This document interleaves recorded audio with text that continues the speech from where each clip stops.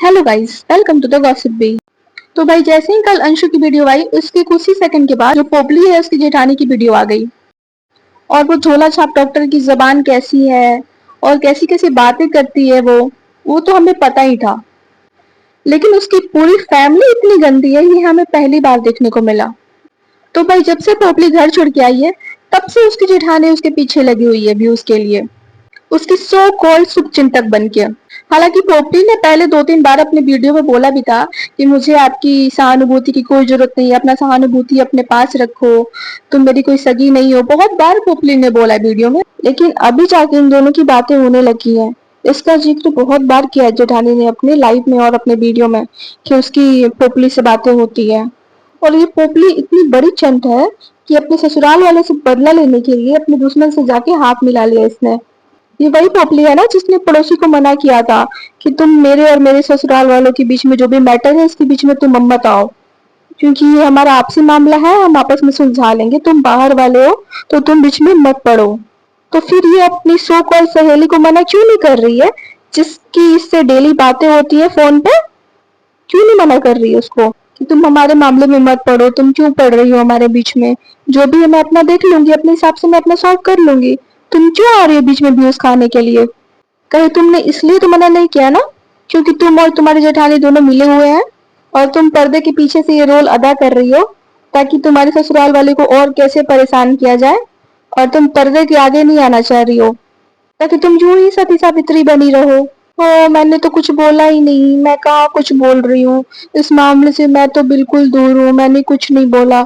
और सामने अपनी जेठानी को रखी सारी कर्म कांड करवा रही हो सकता है, बिल्कुल पॉसिबल है ये बात, क्योंकि जितना तुम नफरत करती हो ना अपने ससुराल वालों से, ये चीज बिल्कुल हो सकती है। अब बात कर लेते हैं कि इस झोला छापी परिवार ने लाइव में आके क्या बोला। मैं हमेशा सोचती थी कि इसकी जो जेठानी है ये इतनी अच्छी अच्छी वर्ड्स कहाँ से बोल लेती है, लोमड़ी और सपोली, ये सब कहाँ से वर्ड्स लाती है। लेकिन आज इसका लाइव देख के मैं क्लियर हो गई कि इसके जो संस्कार है वो कहाँ से आए हैं।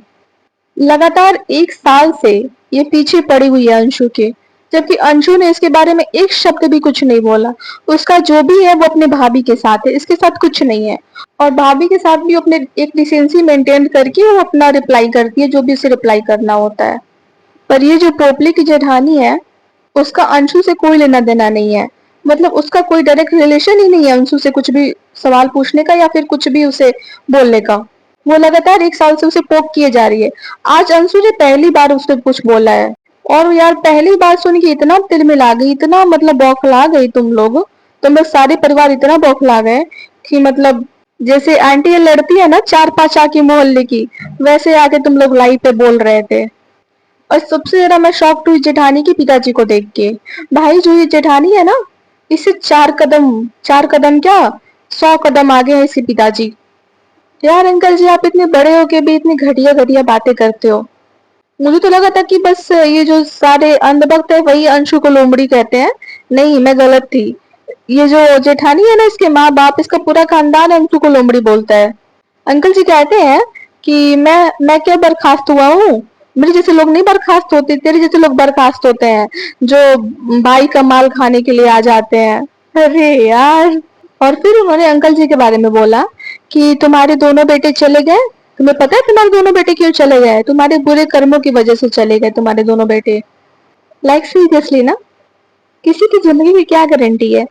मैं किसी के बारे में बोलना नहीं चाहती हूँ पर तुम्हारी या फिर तुम्हारे बच्चों की किसी की जिंदगी गारंटी नहीं है कौन कब चला जाए।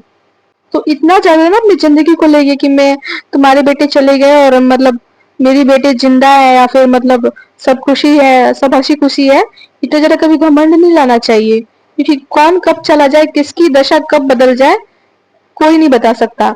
समय की सबसे बड़ी बात यही है कि वो जैसा है वो हमेशा वैसा ही नहीं रहता, हमेशा बदलते रहता है। इसलिए ज्यादा घमंड में नहीं रहना चाहिए।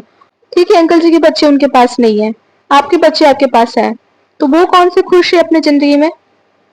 आपकी बड़ी बेटी की डिवोर्स की बातें चल रही है और छोटी की भी डिवोर्स की बातें चल रही है, वो भी तो खुश नहीं है अपनी जिंदगी में। तो अब क्या बोलना चाहोगे, ये किसकी कर्मों की सजा है? आपके कर्मों की सजा है क्या ये सब? तो प्लीज अंकल जी, इतने बड़े होके ना इतना घटिया घटिया बातें आप मत कीजिए।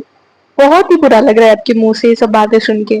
फिर उन्होंने एक और बात बोली कि हमारे परिवार के बारे में क्या बोल रहे हो, हमारे जितने बच्चे हैं सब सारे के सारे डॉक्टर्स हैं। कट्टू उन्होंने एक और बातें बोली कि अंशु को क्यों पढ़ा रहे हो, पढ़ा के कलेक्टर बनाना है क्या उसको? क्यों भाई, आप अपने बच्चों को पढ़ा के डॉक्टर बनाओगे और वो अपनी बेटी को नहीं पढ़ाए, नहीं बनाए कलेक्टर? क्या प्रॉब्लम हो रही है आपको?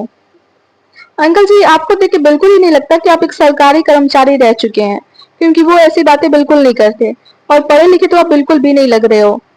जैसी आपकी भाषा है ना, भाषा शैली जैसी आपकी है ना, बिल्कुल नहीं लग रहे हो पढ़े लिखे हुए। और फिर आती है झोला छाप की माँ। वो तो बाई गॉड सच में लगा था ना कि कोई मोहल्ले की आंटी है, वो आ गई रोड पे लड़ाई करने के लिए। जो होती है ना वो अच्छी बातें, बहुत गंदी गंदे लेवल की बातें, वो सारी बोलती है अंशु के बारे में आके। अंशु, तूने पहले अपने दोनों भाई खा लिए, अब ये जिसको पाप बनाए उसको भी खाएगी क्या? और क्या आप बोल रही है तू मेरी बेटी के बारे में? क्या तू करेगी उसके पति से शादी? ये सब बातें कह रहे हो आप आंटी जी, अंकल जी? और जो जेठानी साहिबा है वो, आप लोग पढ़े लिखे फैमिली हो ना, ये सब बातें करते हैं पढ़ी लिखी फैमिली? सच में देख के लग रहा है ना कि दो दो चार कुत्ते नहीं होते हैं, पागल कुत्ते रोड पे जो दो चार होते हैं और किसी बच्चे के पीछे लग जाते हैं भौं भौं करते हुए, वैसे ही आप लोग लग रहे हो, कुछ और नहीं लग रहे हो। कोई नॉर्मल इंसान अगर इसका जाके लाइव देख लेगा ना 1 घंटे, पक्का देखने के बाद थोड़ा बहुत तो पागल हो ही जाएगा वो इंसान। स्पीचलेस हो यार, तुम लोग स्पीचलेस हो बिल्कुल भी। तुम्हारे बारे में कुछ नहीं बोला जा सकता है। कब क्या बोलने लग जाओ, कितने हद तक गिर जाओ, कोई कुछ नहीं कह सकता तुम्हारे बारे में। एक वो जो होता है निगेटिव वाइब होता है किसी चीज से, वही आता है इसके वीडियो और इसके लाइव देख के। मेरा पूरा मन खराब हो चुका है यार इसका लाइव देख के। तो चलो यार, करते हैं इस पॉडकास्ट का द एंड। और अगर आपको मेरा वीडियो अच्छा लगे, अगर आपको मेरी पॉइंट ऑफ व्यू अच्छी लगे, तो प्लीज प्लीज प्लीज मेरे वीडियो को लाइक कर दीजिए, कमेंट कर दीजिए, और मेरे चैनल को सब्सक्राइब करना बिल्कुल भी मत भूलिए। Thanks for watching, till then bye, and stay tuned for more gossip.